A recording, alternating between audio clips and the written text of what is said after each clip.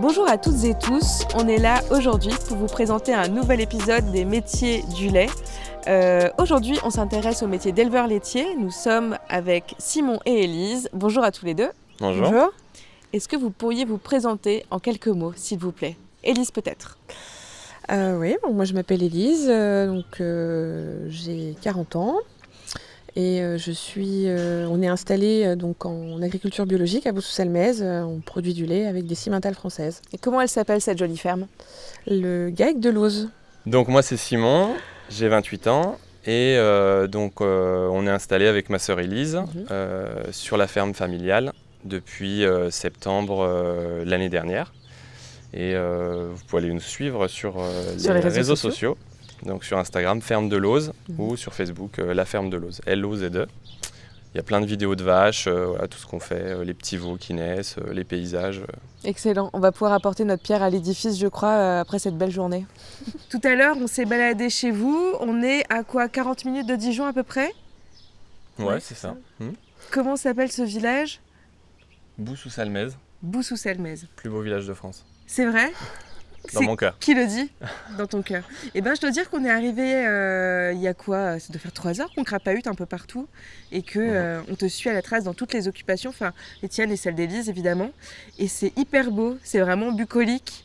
Il y a une fromagerie en préparation, on va en parler tout à l'heure. Il y en a une qui est déjà là.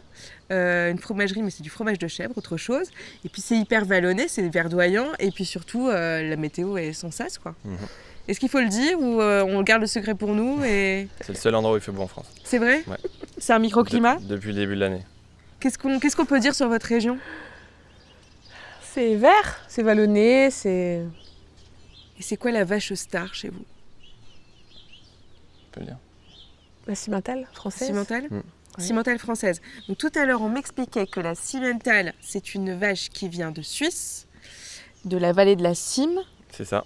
Et qu'est-ce qu'elle a de particulier, la cimentale? Mais en fait, c'est une vache, oui, comme tu disais, qui est arrivée de Suisse, qui a un peu évolué morphologiquement, qui a grossi, pris un peu des épaules, quoi. Et c'est une race mixte, donc ça veut dire qu'elle produit du lait pendant toute sa vie. Et puis à la fin de sa carrière, quand elle part à l'abattoir, elle a une carcasse qui est très bien valorisée au niveau de la boucherie. Bon, c'est plutôt des grosses vaches et assez recherchées, quoi. Et là, on est dans la ferme familiale. Ça a toujours été la cimentale chez vous? Oui, toujours de la cimentale. Ok. Du côté de ma maman, il y avait des brunes dans le Châtillonnais, qui est une autre race laitière. Ok. Et donc là, on est sur la ferme côté de mon papa. Où il y a toujours eu des cimentales. Ouais. Ah oui, ça remonte à loin. Élise, tu peux nous raconter un peu, parce que j'avais pas suivi le découpage, le commencement. Où est-ce que ça commence et combien de générations ont travaillé dans les métiers du lait? Combien de générations, je sais pas beaucoup, mais notre grand-père, en fait, il avait la ferme donc à Boussou-Salmez, où il avait des vaches allaitantes et des vaches à lait. Et du coup, ils ont eu 2 enfants. Notre tante et mon papa. Donc du coup mon papa a repris les vaches à lait quand il s'est marié avec maman, ils se sont installés tous les deux. Et du coup ma tante a repris avec son mari les vaches allaitantes. Et du coup les 2 enfants de ma tante se sont installés. Donc la fille fait les chèvres et le fils fait les vaches allaitantes. Et du coup grand-père, arrière-grand-père, arrière-arrière-grand-père était exploitant ici sur Boussou-Salmez, quoi. Ouais, dingue. Donc quelque part, est-ce que vous auriez pu faire autre chose? Oui, on nous a laissé le choix. Ouais. Mais on est revenu. Ça s'est rappelé à nous, on va dire. Toi, Élise, tu viens de revenir, il me semble. Ouais. Plus récemment. Tu peux nous raconter rapidement ton parcours? Moi j'ai fait un bac dans l'agroalimentaire. J'ai fait des stages qui m'ont pas forcément plu. Après, je suis partie, j'ai fait un BTS commerce. Et puis, dans le vin. Du coup, j'ai travaillé pendant 11 ans. J'ai vendu du vin pendant 11 ans, sur la route. Ah ouais. Commerciale, ouais. Et puis après, je travaillé dans un gamme vert pendant 9 ans. Et puis, quand Simon a décidé de reprendre la ferme, il m'a dit « Allez, tu veux pas venir faire un labo ? Ça serait bien qu'on fasse de la transfo à la ferme. » Donc, alors attends, ça veut dire quoi? C'est trop compliqué pour moi. Transfo, donc ça c'est transformer le lait que vous produisez sur la ferme. Une partie, ouais. Et le labo, donc c'est... Donc le labo, c'est le bâtiment qui va permettre de transformer. On ne peut pas transformer du lait dans sa cuisine et vendre des fromages comme ça. Voilà, il faut répondre à des normes, il faut un cahier des charges, il faut plein de choses. Donc du coup on construit une fromagerie pour pouvoir faire de la transfo et de la vente directe, quoi. Incroyable. Et ça, dans l'histoire de la famille, c'est la première fois ? Il y a toujours eu de la transformation dans la cuisine, on va dire, pour la famille, des fromages blancs, un peu de beurre, voilà. Vous avez grandi avec ça tous les deux ? Ouais, avec les produits de la ferme, quoi. Les yaourts maison, avec le lait de la traite. Mais oui, à échelle, on va dire, à plus grande échelle, commercialisation, c'est la première fois. Ok, d'accord. Chouette. Et on vous a encouragé dans cette voie ? Ouais. Enfin, après, on avait envie tous les deux, hein. Donc, puis après, on a réfléchi, on a fait des études de marché, on a construit le projet. Ouais. Puis après, on s'est dit, faut y aller, quoi. C'est parti. Études de marché, tout ça, j'ai l'impression que c'est un peu relié peut-être à ce que tu faisais avant en tant que commercial sur la route. Est-ce que ça t'a servi ce passif ? Ah bah oui. 20 ans dans le commerce, ça apprend quand même des choses, quoi. Ouais, je pense que je me serais installée à 19 ans, ça aurait pas été pareil, quoi. Là, j'ai quand même une expérience, j'ai vu plein de choses, plein de façons de faire, donc on acquiert une maturité, c'est différent, quoi. Je pense que quand on s'installe à 19 ans ou quand on s'installe à 40, c'est quand même pas... 39, je me suis installée à 39. Ok. C'est pas pareil, quoi. Ouais. Bon, ce sera après quand alors, ce labo ? Bah, on espère fin d'année. La raclette pour cet hiver, on croise dedans. Punaise, bah ouais, génial. Ouais. Ok. Et toi, de ton côté, Simon, t'as un parcours qui est quand même assez atypique, il me semble. De moins en moins, mais parce qu'il y a de plus en plus, je pense, d'agriculteurs qui s'installent avec des études longues. Mais moi, je suis passé par un parcours universitaire, donc un diplôme universitaire et technologique en agronomie. Après, j'ai fait une école d'ingénieur agronome à Dijon. Je suis parti, j'ai fait des stages à l'étranger. T'es parti où à l'étranger ? Alors j'ai fait Irlande, donc une exploitation laitière en Irlande. Ensuite j'ai travaillé en Nouvelle-Zélande. Et puis j'ai fini, après l'école, j'ai été faire 2 ans aux États-Unis. Donc travailler dans des fermes plus grande échelle, c'était sur du légume, mais j'ai pu aussi visiter des fermes laitières, des fermes d'engraissement, à une échelle complètement différente de la nôtre. Pour après revenir à bout. Voilà. Et même si ça ne fonctionne pas de la même manière, est-ce que tu as l'impression que tu as pu récupérer des petites choses à gauche à droite qui ont nourri toi ton expérience ici ? Bah oui, sur toutes mes expériences, j'ai pris des petits morceaux, le bon et le moins bon de ce que je voulais et ce que je voulais pas. Par exemple, les États-Unis, ferme laitière de 6000 vaches, nourries avec... ça ressemble pas chez toi, ça. Ça ressemble pas à Bouzou-Salmez. Donc voilà, ça je voulais pas. Et puis après, par contre, la Nouvelle-Zélande, le pâturage tournant, des vaches qui sont nourries quasiment que à l'herbe toute l'année, ça c'était extrêmement intéressant. Ouais. Et en Irlande, ils font quoi de bien ? Bah pareil, c'est beaucoup de pâturage. C'est des vaches qui sont nourries à l'herbe. Donc c'est ce côté-là qui est plutôt intéressant, quoi. C'est pas tout à fait intensif parce que c'est ça, il y a vraiment une forte pousse d'herbe et donc les vaches elles pâturent quasiment toute l'année dehors, quoi. Ouais. Ok. Voilà. T'as fait combien d'années d'études en tout ? Bah du coup ça fait 5 ans. Ok. 5 années. D'accord. Et est-ce que la ferme était déjà en bio avant que vous reveniez ? Vos parents avaient amorcé ce... Ouais. Ouais, la ferme elle est en bio depuis 13 ans. Ok. Donc c'est nos parents C'est eux qui ont pris ce virage.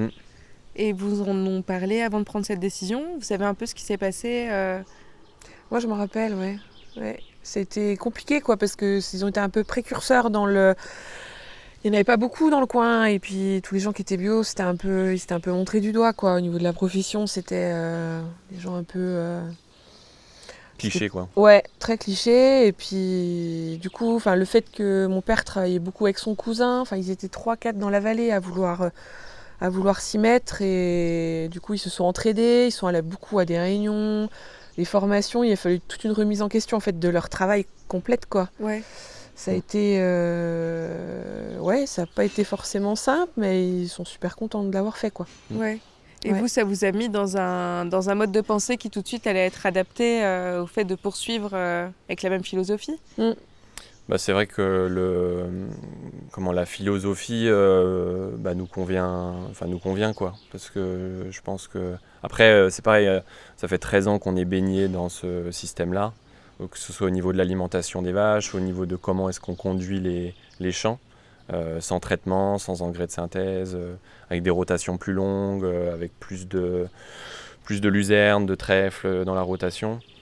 Et puis voilà, donc on avait déjà le pied, on avait les 2 pieds dedans, donc le système était déjà transformé quand nous on a décidé c'était déjà transformé et viable. Ouais. Alors vous pouvez peut-être le pousser plus loin potentiellement, ce serait un peu. Au niveau du bio, je pense aller plus loin, ça irait vers... parce qu'aujourd'hui, les vaches, donc, elles sont nourries exclusivement à l'herbe, avec l'herbe, et puis il y a des céréales qui sont produites sur la ferme. Et l'objectif, c'est... on a donc des produits fermentés sur la ferme, on utilise du plastique pour justement permettre la fermentation. Et donc c'est de passer les vaches sur une ration 100% foin. En plus c'est du plastique recyclé, il me semble, tu disais tout à l'heure. Oui, c'est une filière où il y a 100% du plastique qui est recyclé. Ouais. Mais après c'est aussi une économie d'argent de ne pas utiliser de bâches ou de film. Et donc, l'objectif au niveau de la ration, c'est d'aller sur une ration comme on trouve dans le comté, par exemple, donc avec que du foin et un petit peu de céréales, mais donc une ration sèche, et donc ce serait après aussi plus facile, côté fromagerie, pour transformer le lait. Et 100% des céréales avec lesquelles vous nourrissez les vaches sont produites sur l'exploitation ? Oui. Ok. Et ça, pareil, c'est comme ça depuis longtemps ? C'est depuis le passage en bio en fait, où il y a vraiment une recherche d'autonomie sur la ferme. Donc c'est-à-dire produire tout ce qu'on donne aux vaches et pas avoir à acheter des tourteaux ou des choses qui viennent de l'extérieur. C'est quoi des tourteaux ?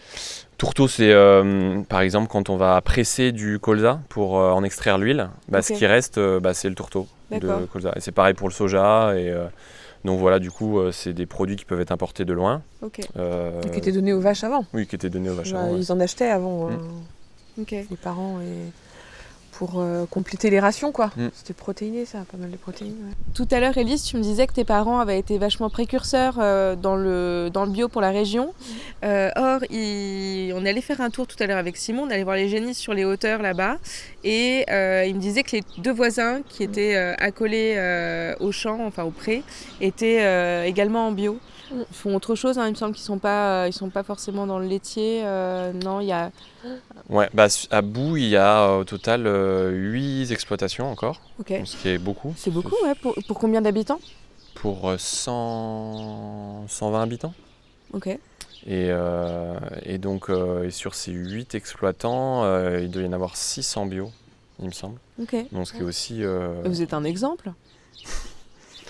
Je sais pas, mais je pense que c'est le terroir qui s'est prêté à ça aussi. Et ce qui est drôle, c'est que c'est hyper variétal, parce que c'est pas les mêmes races de vaches aussi, et pas du tout la même manière d'exploiter dans le métier. Donc il y a la charolaise, donc tu m'as dit que c'était plutôt vache à viande, et puis il y a vous, qui vont en plus aller transformer, puis un autre voisin encore qui est plutôt côté laitier, il me semble. Ouais. Oui, il y a en fait puis il y a vraiment une entraide aussi entre les producteurs, quoi. Donc c'est ça qui est intéressant, que ce soit au niveau des connaissances aussi. Ce sont des jeunes ou pas que, il y a de tout. Il y a des jeunes, il y a des gens qui vont partir à la retraite. Ouais. Donc peut-être des jeunes qui vont venir s'installer, qui sait. On espère pour que la dynamique reste la même, quoi. On a dit l'âge d'Élise tout à l'heure, est-ce que tu nous dis quel âge tu as ? J'ai 28 ans. Ok. Ouais. Et est-ce que tu te souviens à quel âge tu as eu le déclic où tu t'es dit je vais revenir bosser sur l'exploitation familiale ? Je pense que j'ai commencé à me poser la question peut-être à 20 ans. Ah, d'accord. Ouais. Et puis après, c'est quand j'ai eu c'est quand j'ai eu 25 ans que je pense que ça... Ouais, 24 ans. Okay. Vraiment, il y a eu l'élément déclencheur de se dire c'est maintenant quoi. Et c'est quoi qui l'a déclenché ? C'est avec les multiples expériences que j'ai eues, soit dans mes stages à l'école, après. En fait, faire que du bureau, ça me plaisait pas forcément. Avoir un patron aussi un peu tout le temps sur le dos, voilà. Et puis être autonome dans ses décisions. Puis après, il y avait un bel outil de production qui était là quoi, aussi pour travailler, pour avoir... Qui réunissait un peu tous les critères pour mener un beau projet. C'est quoi ce que tu aimes le plus dans ton métier ? Je pense que c'est la diversité de tout ce qu'il y a à faire. Parce qu'un jour on est mécanicien, le lendemain on est comptable. Un peu vétérinaire. Le jour d'après on est vétérinaire. Après le jour d'après on conduit les tracteurs. Après voilà, c'est très divers et même dans chaque on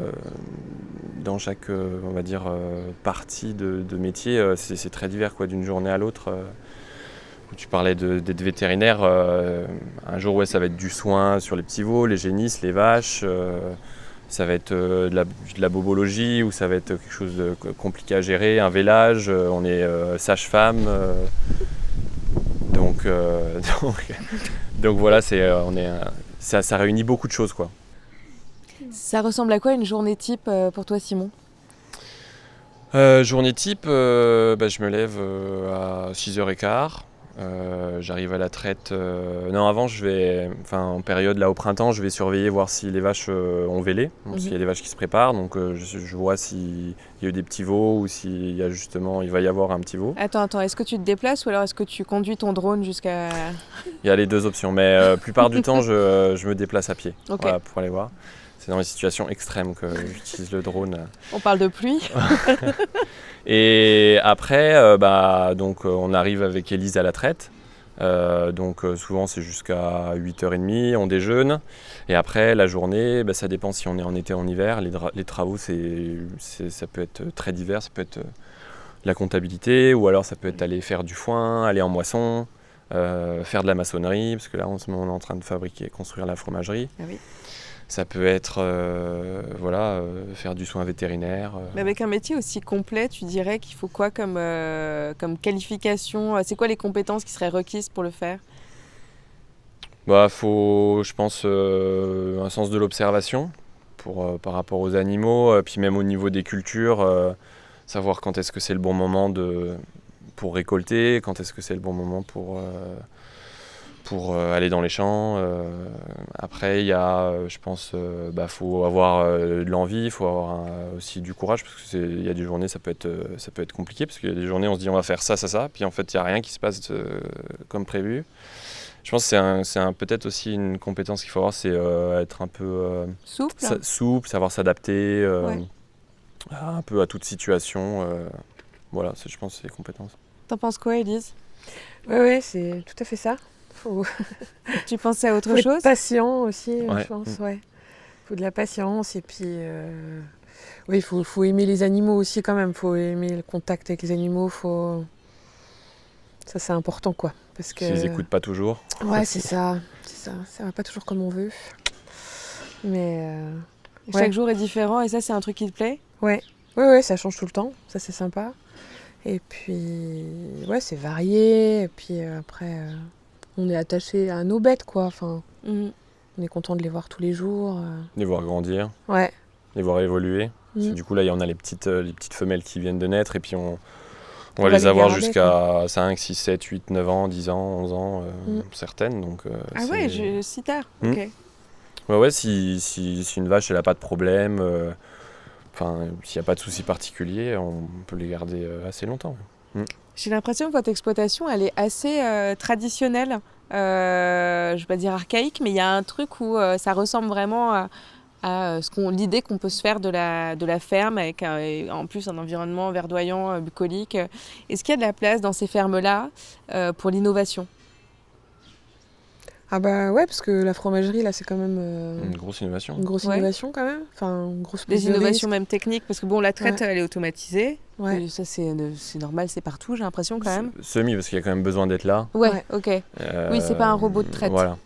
Parce qu'on a besoin d'être présent 2 fois par jour, toute l'année, pour traire. Après, oui, il y a de la place. Je veux dire, aujourd'hui, je manage les vaches. J'ai un logiciel sur mon téléphone. Donc ça me permet de faire le suivi des animaux, de savoir qui. Si j'ai un doute, une question que je me pose sur une vache, je regarde, je peux savoir si elle a eu des soucis dans le passé, il y a un suivi. Et puis les tracteurs qu'on utilise, ils ont des GPS, ils se conduisent quasiment tout seuls. C'est, dans le sens traditionnel, ça reste quand même... il y a eu de l'innovation sur l'exploitation. Ouais, votre père, il voit ça de quel œil ça fonctionnait déjà à peu près dans cette forme-là quand il était là? Oui, il n'y a pas eu de gros... Enfin, après, il n'y a pas de gros changements de la reprise, parce qu'en termes de taille, on est toujours pareil. En fait, les gens, ils auraient peut-être tendance à se dire que les exploitations, elles ont tendance à évoluer, à devenir très grosses. C'est-à-dire que nous, on est resté à la même taille, en fait, qu'il y a des années. Et c'est peut-être ça que vous avez l'impression qu'on reste sur une ferme très traditionnelle. Mais en fait, il y a plein de choses. Enfin, tout ce qui est matériel, ouais, ça a vachement évolué. Avoir un distributeur automatique de lait pour les veaux, ça, c'est quand même quelque chose qui n'existait pas avant. Donc, ils ont évolué malgré tout, mais ils n'ont pas grossi, quoi. C'est pas devenu la ferme aux 200 vaches, même 200, 300 vaches déjà, ça commence déjà à faire des grosses fermes. Ouais. Donc on n'est plus sur la ferme familiale. Nous, on est resté sur la ferme à taille humaine, quoi. C'est plutôt la taille qui est restée. On parle beaucoup de ça, j'ai l'impression, ces dernières années, de faire moins mais mieux. Et tout à l'heure, Simon me disait que à terme, quand la fromagerie serait là, l'idée, ce serait peut-être même d'avoir moins de vaches et en fait de pousser l'aspect savoir-faire. Parce que faire la traite d'un côté, et puis après la transformation qui prendrait peut-être plus de place.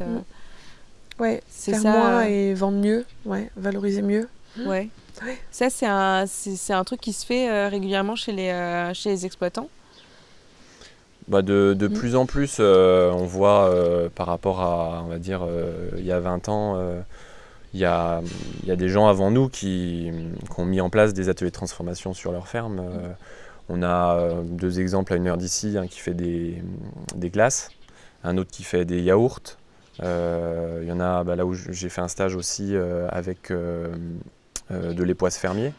Donc c'est en fait apporter sur la ferme de la valeur ajoutée et donc aussi des emplois sur l'atelier de transformation et puis ensuite sur la commercialisation, même sur l'atelier lait, de permettre en apportant plutôt que de vendre beaucoup pas cher, de vendre un peu moins mais mieux, quoi. Ouais. Bon, la grande nouvelle de l'année 2024, c'est que toute la région de Dijon va manger de la bonne raclette. C'est ça. Tu me disais tout à l'heure, Élise, que vous allez plutôt vous concentrer sur la tome et le fromage à raclette. Or, toi en plus, tu allais faire une formation autour du morbier et de la raclette, c'est ça? Ouais. T'étais où exactement? Ouais, je suis allée à la fromagerie de Montbéliard. Ok. Ouais. T'es prête? Oui.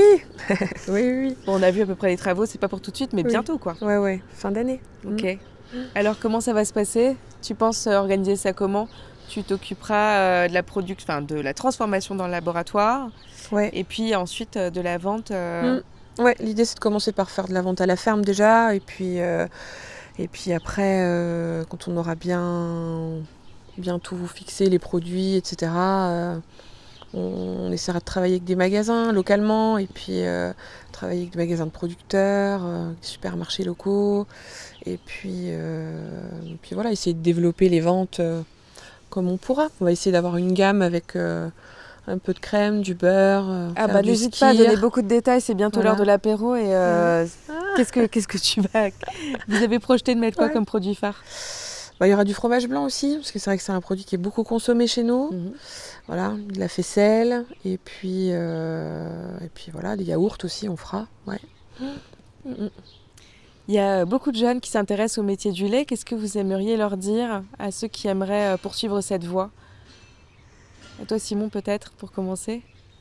Je pense que c'est un métier qui peut être décrié aujourd'hui sur les aspects de bien-être animal, etc. Mais il y a des modèles comme le nôtre qui sont complètement, je pense, en phase avec leur temps, adaptés. Et notre objectif, c'est de s'adapter aussi au changement climatique, au changement de consommation. Et voilà, il y a une perspective d'avenir parce qu'au niveau de ce que les gens vont manger, il y aura toujours une part de produits laitiers. Parce que c'est important au niveau de la ration. C'est des formations professionnelles, mais au niveau de l'alimentation, d'avoir des produits laitiers dans son alimentation. Et puis, c'est très intéressant, comme j'expliquais, tous les aspects. C'est pas un train-train quotidien, donc c'est tous les jours des nouveaux défis, des projets à mener, le projet de la fromagerie, le projet de changer l'alimentation des vaches, puis c'est des petits projets comme ça on avance et c'est ce qui donne envie de se lever le matin. Et toi tu leur dirais quoi aux jeunes, Élise? Moi je leur dirais qu'il faut quand même être passionné par ce métier-là. Après c'est assez décrié, parce que moi tous les gens quand tu leur dis j'ai repris la ferme, je traite les vaches, c'est pas vrai que tu traites les vaches. Mais en fait, je suis allée faire des stages dans des fromageries où il y a des gens qui retournent des fromages toute la journée, quoi. 7 heures de temps, les gens qui travaillent à l'usine, c'est super dur. Alors nous, c'est vrai, on se lève, pas de monotonie. On se lève tous les jours, oui, il faut traire matin et soir, mais ça reste, c'est varié. Il y a le contact avec les animaux, c'est une contrainte, mais dans tous les travails, il y a des contraintes, quoi. Bon, après, c'est intéressant parce que c'est varié, quoi. Ça change, puis on est dehors, Faut aimer ça surtout. Ouais, voilà. Oui, il faut aimer ça, il faut pas... Mais comme tous les boulots maintenant, je pense que faut prendre un travail qu'on aime, et puis il y a toujours des avantages et des inconvénients, mais après, faut faire avec, quoi. Élise, Simon, merci pour cette belle journée. Il est possible que vous ayez créé une vocation, c'est pourquoi je vais garder votre numéro précieusement. Je tenais à terminer en disant que cette vidéo est financée dans le cadre de la campagne Prenez en main la bio. Et je souhaite à chacun une très bonne soirée. Et merci. Merci à toi. Merci à toi. À bientôt. À bientôt. À bientôt.